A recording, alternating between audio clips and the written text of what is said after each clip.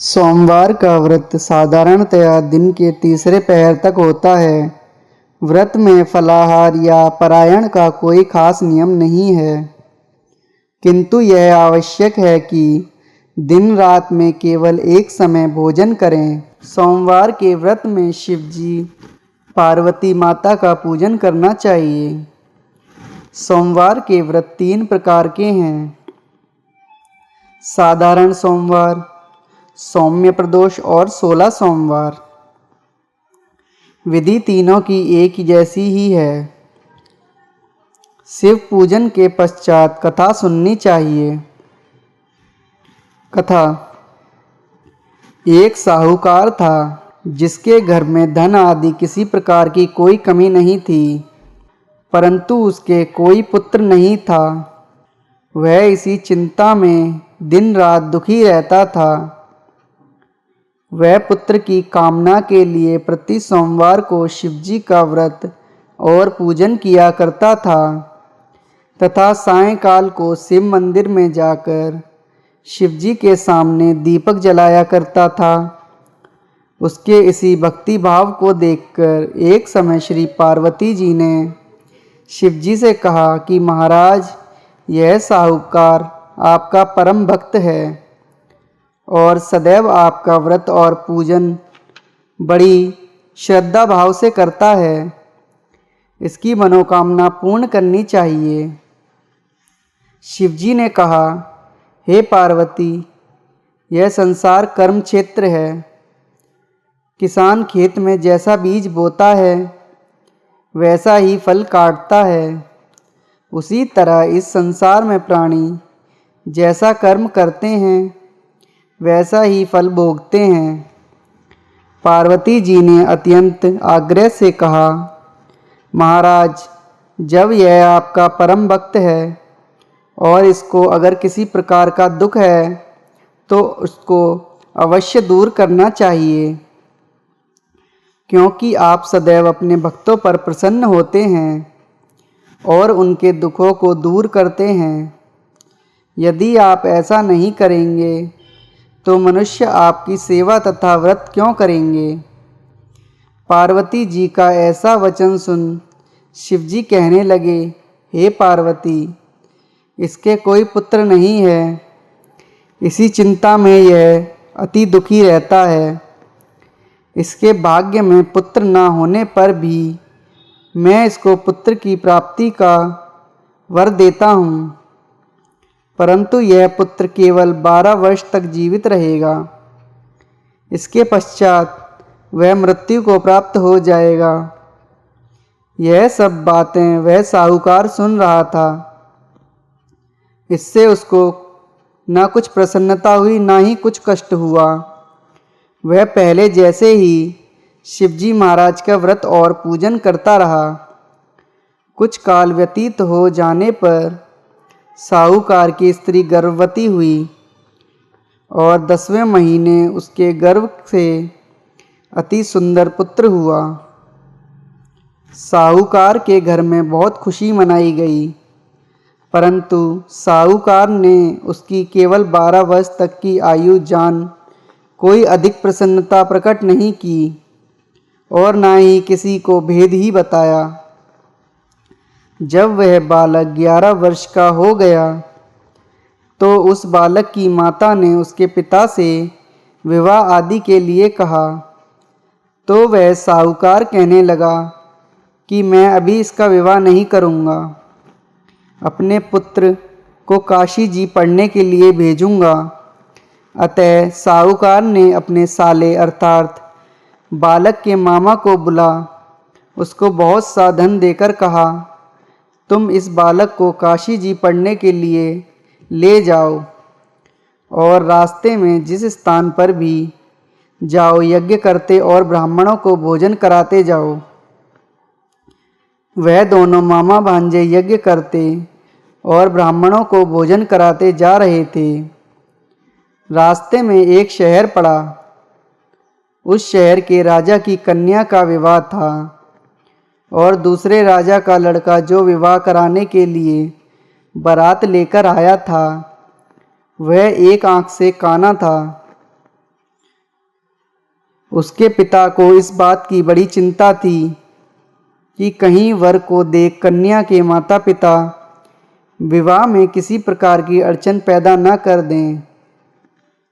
इस कारण जब उसने उस सेठ के लड़के को देखा तो मन में विचार किया कि क्यों न दरवाजे के समय इस लड़के से वर का काम चलाया जाए। ऐसा विचार कर वर के पिता ने उस लड़के और मामा से बात की तो वे राजी हो गए। फिर उस लड़के को वर के कपड़े पहनाकर घोड़ी पर चढ़ाकर दरवाजे पर ले गए और कार्य प्रसन्नता से पूर्ण हो गए। फिर वर के पिता ने सोचा कि यदि विवाह कार्य भी इसी लड़के से करा लिया जाए तो क्या बुराई है। ऐसा विचार कर लड़के और उसके मामा ने कहा, यदि आप फेरों और कन्यादान के काम को भी करा दें तो आपकी बड़ी कृपा होगी। हम उसके बदले में बहुत कुछ धन दे देंगे। तो उन्होंने वह भी स्वीकार कर लिया और विवाह कार्य भी बहुत अच्छी तरह से हो गया। परंतु जिस समय लड़का जाने लगा तो उसने राजकुमारी की चुनरी के पल्ले पर लिख दिया कि तेरा विवाह तो मेरे साथ हुआ है, परंतु जिस राजकुमार के साथ तुमको भेजेंगे वह एक आँख से काना है और मैं काशी जी पढ़ने जा रहा हूँ। लड़के के जाने के पश्चात उस राजकुमारी ने जब चुनरी पर ऐसा लिखा हुआ पाया तो उसने काने राजकुमार के साथ जाने से मना कर दिया और कहा कि यह मेरा पति नहीं है, मेरा विवाह इसके साथ नहीं हुआ है। जिसके साथ मेरा विवाह हुआ है वह तो काशी जी पढ़ने गया है।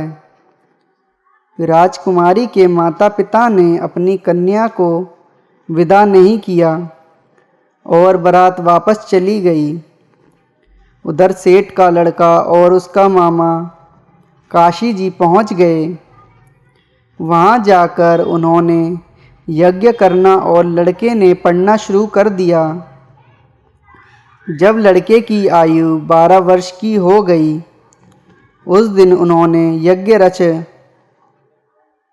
तब लड़के ने अपने मामा जी से कहा, मामा जी आज मेरी तबीयत कुछ ठीक नहीं है। मामा ने कहा, अंदर जाकर सो जाओ।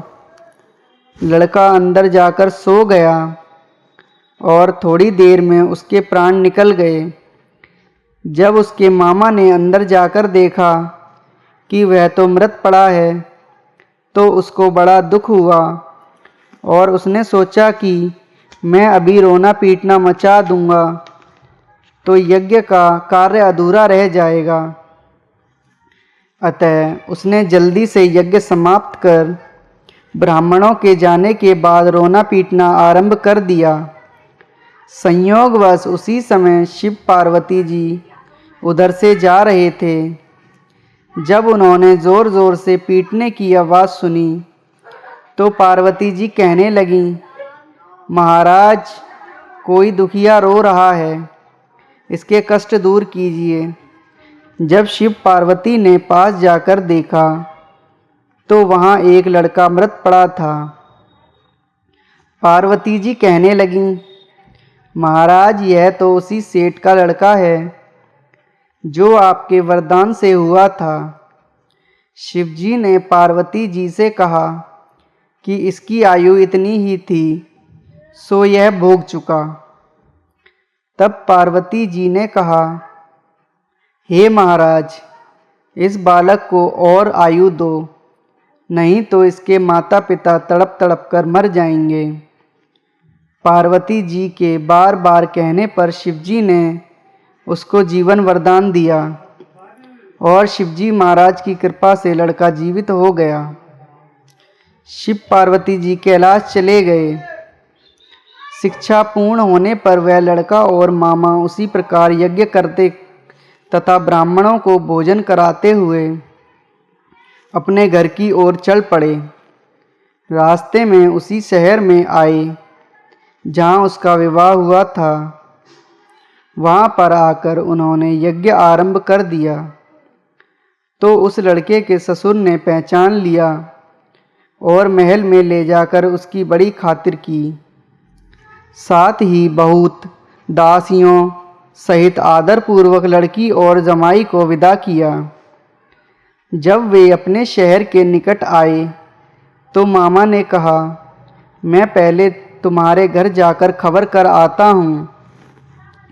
जब उस लड़के का मामा घर पहुँचा तो लड़के के माता पिता घर की छत पर बैठे थे और उन्होंने यह प्रण कर रखा था कि यदि हमारा पुत्र सकुशल घर लौट आया तो हम राजी खुशी नीचे उतरकर आ जाएंगे, नहीं तो छत से गिरकर अपने प्राण गंवा देंगे।